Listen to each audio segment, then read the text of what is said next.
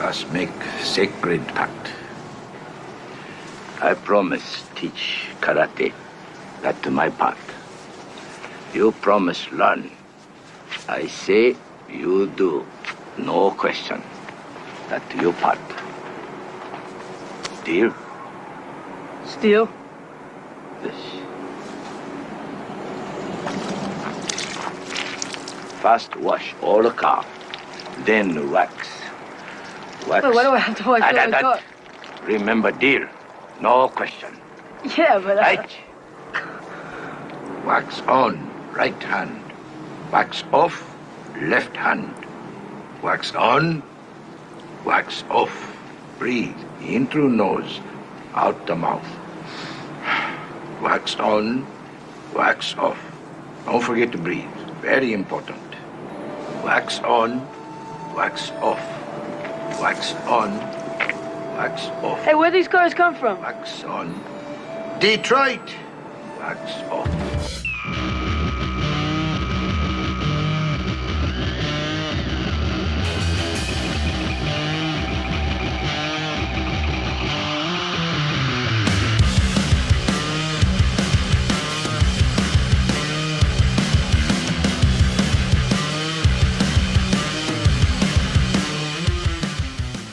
Many weeks ago, we opined on this very podcast and in articles about what the ideal backup would look like. Someone who can be Caleb's guide, help him see the things he can't yet see, and eventually become the quarterback he's meant to be. This was something that the QB room lacked so deeply last season, and it appears the Bears may have found their guy with the signing of Case Keenum, with the track record that makes you go, I like. Oh, and we just made Kyler Gordon the highest paid slot corner in the league. This offseason is the gift that just keeps on giving and a hope that gets more and more audacious. So, what have we learned about the Bears these past few weeks? I think we learned that they are serious about this offseason. Everything they've done so far has been pretty positive, I'd say, including these two moves that we haven't talked about yet. Let's start with the first one, Case Keenum. We talked about this and you alluded to it in your monologue a couple weeks ago, talking about Ben Johnson maybe bringing a veteran quarterback in, because right now he's got two kind of young guys who have to totally learn his offense. Caleb didn't have a ton of that last year in terms of having somebody else in the room to kind of teach him to be a professional, to help him watch film, break down defenses. Waldron, I guess, for, articles and, hearsay said that he didn't even do that with Caleb. And, Tyson's learning just like Caleb is. I mean, he's got a little bit more experience, but not much. They're both pretty green, and at this point, Caleb's got more experience than Tyson. He's played more games, but having a veteran like Case Keenum, who's been on 5 different teams, seen a bunch of different defenses, holds almost every single passing record there is in the NCAA, is a really good add. It's really going to help Caleb understand what Ben's driving home. I don't know if there's actual connection there between Ben Johnson and Case Keenum. I don't know if they ever overlapped anywhere, but it's still just a veteran guy. This, though, I don't know what this means for Tyson. It feels like he's the odd man out now. I don't see the Bears carrying 3 quarterbacks. Yeah, I was very impressed by Case Keenum's track record as a backup. I had, I'd heard his name in the league just around, but the group chats were all pretty happy with it. Lone Star Daddy was jacked up about it. You guys were all pretty happy about it. And I was like, all right, that seems pretty good. And as I started digging through his track record, I'll just read it real quick. So in 2020, he was Baker Mayfield's backup. Baker that year had 26 touchdowns and 8 picks in Cleveland, 26 touchdowns and 8 interceptions, and Cleveland made the playoffs. In 2022, he was Josh Allen's backup, and they had just had a coordinator change. Excuse me.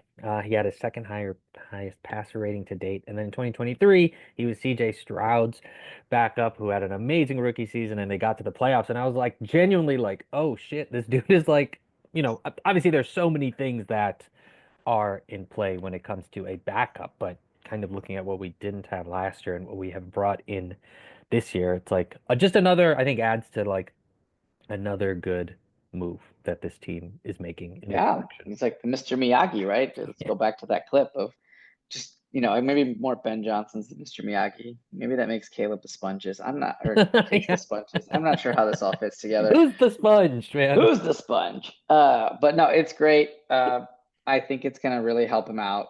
And like you said, I think the impact that he had on CJ Stroud is probably a pretty big deciding factor in bringing somebody like him in.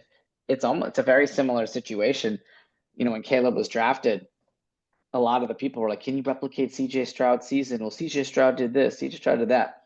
If you look at just based on the numbers, it wasn't that far off, from what Caleb did to what CJ did. CJ just, got to the playoffs and had success, while Caleb was on a 10-game losing streak. So it was like magnified, how much different that season was. But statistically, I don't know if it was all that far off.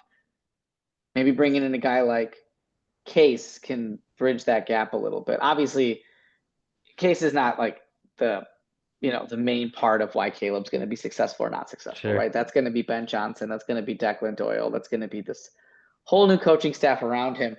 But can't overlook, the role of a veteran backup quarterback, especially one that knows what his role is on that team.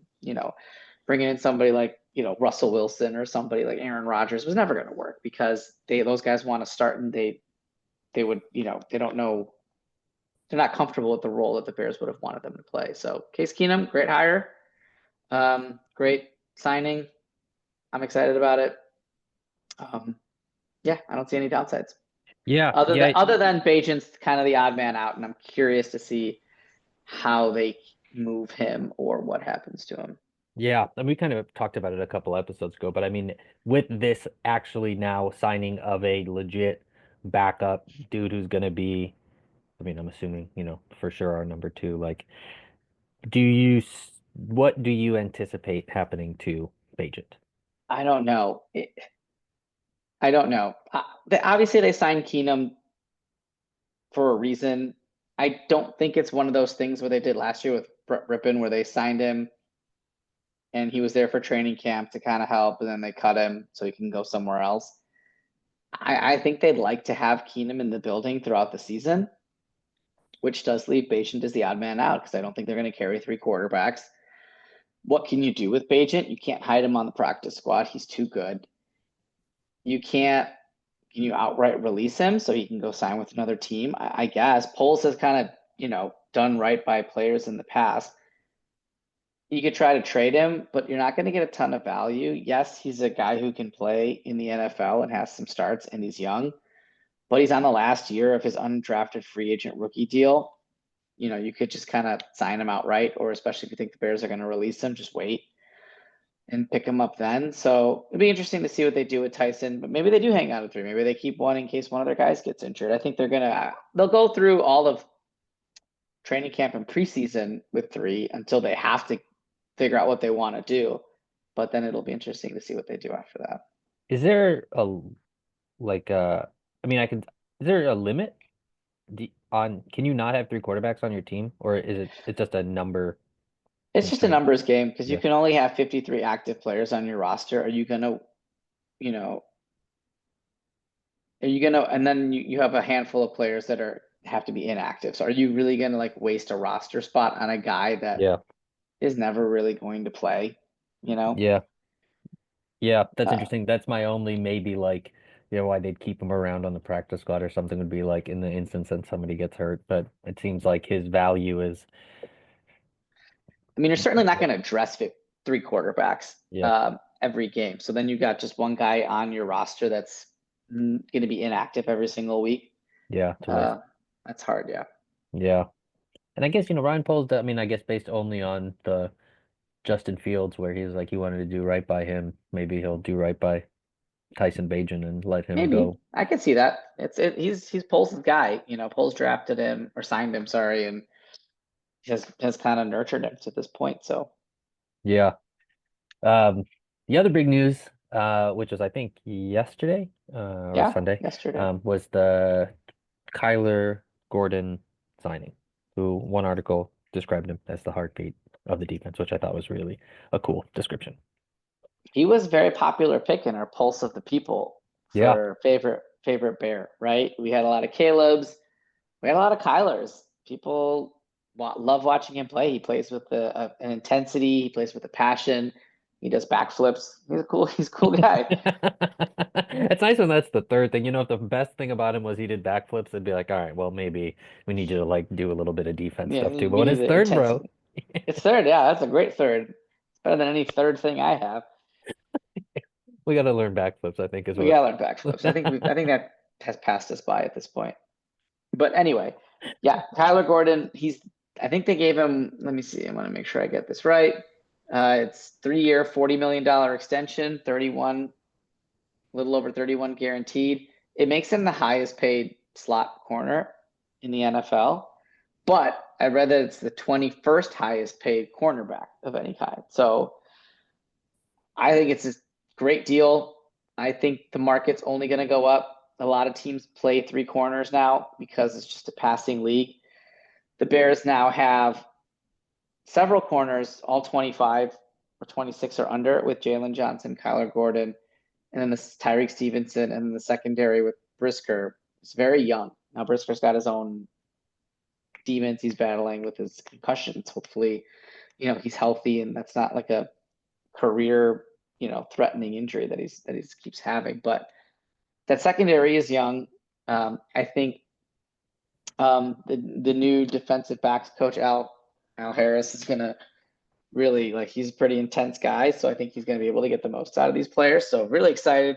This was like a long time coming. I think everybody kind of knew they were working on an extension, and it's just kind of a matter of when and what the numbers look like than like an if. So pretty excited that this got done. It kind of sounds like kind of when we did the rankings, like the Jalen Johnson was Yeah, like signing a little bit ahead of the market, sort of moving up and securing a yeah, dude who's like a centerpiece of your defense. yeah. And it sounds like this is just another kind of smart decision moving forward ahead of the curve. He's probably going to make a lot of money. You don't have to deal with because was his contract going to be up after At this? the end of Mhm. Yeah. So everybody kind of gets it done. You can now just ball focus out. on football. Yeah, Yeah. focus on backflips and Yeah. intensity. I mean, now that's like space for that's double backflip territory, dude. Did you, I mean, when you think about that defensive unit, um, I mean, I mean, they all seem very important in different ways, but is there one person that sticks out to you that is like I don't know, the most important, or does each kind of serve a different purpose and value when you think about that secondary? That's a good question. I think Jalen Johnson is the best player in that secondary. I think that might also make him the most important, just because he sets the tone for what everybody else is going to do. If Jalen's out, now you have to play everybody else a little bit differently, where Tyreek is now your number one cornerback. And that means Kyler is going to play outside, the other cornerback slot, or maybe he stays in the slot because he's just so good at it, and the Bears have to use Terrell Smith or somebody else in their bench. But I feel like he's your best player, and I think he's the one that you'd miss. Now, Kyler is probably second, even though he's the slot corner over Tyreek Stevenson, because Kyler is all over the place. Like, he plays in the box. He's great against the run. He is flying around in the secondary. He makes a lot of plays. He's kind of like Mike Brown out there a little bit, and he does get banged up a little bit too. So you got to watch out for that. But I'd say they're both excellent, and having them both on the field at the same time just makes the Bears so much better. Yeah. Unfortunately, we didn't get a lot of both of them on the field at the same time last year, but hoping health kind of stays in our fortune this year. Yeah. Yeah. And then Brisker, he's had the concussions like a couple different seasons. Has Yeah, that been? yeah, and I wouldn't be surprised if I actually would expect Poles to draft a safety in the draft this year, just because of Brisker's health and Byard's age, though Byard can probably still go for another season or two. But both of those kind of maybe issues, it warrant another solid player back there. Yeah. Are there safeties that are floating around at the potential number 10 that Not at the 10. No. Not at 10. There's a couple that are floating around, maybe towards the 72. Xavier Watts out of Notre Dame is a name that you hear. Malachi Starks is really good. I don't think he makes it to that 70 spot. If you want him, you probably have to take him at 39. Maybe he might not even make it to 39. He's probably going to be a first round pick, so he's probably out. And there's a couple other names floating around. So I think the Bears can get value at 72 for a safety if they wanted to, or is it 76? One of those. As we kind of were thinking about doing this episode about Case Keenum and sort of a guy who's been there, done that, it just got me like, as we think about the structure that the Bears are building this year, it's really like Ben Johnson, Caleb Williams are like the two dudes, but both guys are like, Ben Johnson's super new at the position of the head coach. Caleb is like second year, but they've surrounded themselves with like people who have experience, Yeah. like Dennis Allen's been a head coach and Eric Bieniemy's been sort of around for a super long time. And now you got Caleb with Case Keenum and you got these other people like the structure of and every team probably has people who have been there, done that, and like, that's like every team. But it's nice to see like, yeah, it's just good to see that there's like a thought process behind the things that we're building. The guys who are going to be, it's really Ben Johnson and Caleb Williams are going to determine how far this team goes, basically. Yeah, but I know. they have their like, it seems to be like, we seem to maybe understand the things that we didn't have and lack, or the things that these people need to be successful includes like people who have done it and good experience. And yeah, it's like trending in a very good direction. Doesn't that make you nervous though? Because it's like if this doesn't work, where do we go from here? Nothing's ever gonna work. If this doesn't work, yeah, dude. What are you supposed to do? You drafted a quarterback one overall that's supposed to be like this insane prospect, blew up in your face, and you're like, all right, well, let's pair him with the hottest coaching candidate that has come out, whose offense scored 1 million points. Okay, we've got them together. We've got paid some wide receivers. We got some guys on defense. I don't know. If this doesn't work, I don't know what to feel optimistic about moving forward. And like, when I say it doesn't work, like, I'm not expecting them to win the Super Bowl next year, but they have to pass the eye test, right? Even teams that struggle, but like, have a young team, you can tell like, oh yeah, these guys, they're good. They're going to be good. Even if they only win 7, 8, 9 games, they pass the eye test. I just want to pass the eye test, man. That's all I want to do. Dude, I had that thought like maybe about 2 months ago, driving to work one morning. It was like a really beautiful sunny day, and I was just like, what happens? Yeah. What happens if this doesn't work out? Like, then what do you do as an Yeah, I don't know. organization? Do you start over again, dude? Like, it's really there seems to be. I think what happens is then you move to Arlington Heights if it doesn't work out really. It's like you just gotta like uproot and like go Bobby Jenks and like leave. Just go further north, man. Just go to Ontario or something. Just go.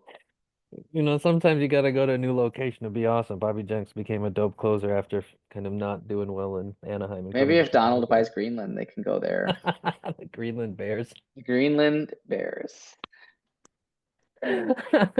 Okay, so as we close out, outdoor stadium. Just every game is in the snow, dude. Every game somebody dies.